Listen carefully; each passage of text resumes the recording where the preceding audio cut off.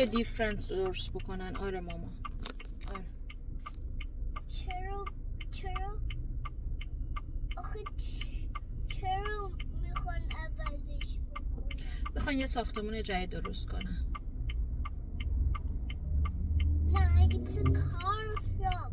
آها. مامان ماشینا کجا؟ ماشینا بیرونن. نه. اینا آها ماشینا رو خارج کردن، ماشینای جدید بیارن. کجا خارج کردن؟ وای خدا. کجا بردن؟ نمیدونم، بردن یه جایی، بردن بیرون که بعد اینجا رو درست کردن ماشینا رو بیارن.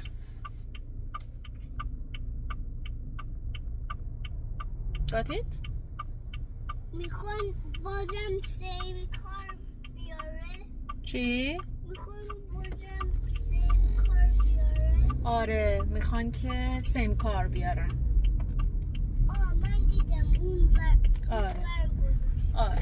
اون ور گذاشتم. آره ماما. آره ماما. آره. سال دیگه هم داری؟ نه نداری. خب خدا رو شکر.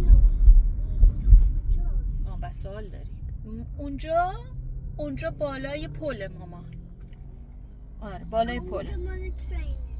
مال ترینه. آره نه مال باس و تاکسی و ماشینای معمولی. ترین این بره. آره ماما. دیگه train. We don't have train in this world. We have train in Iran.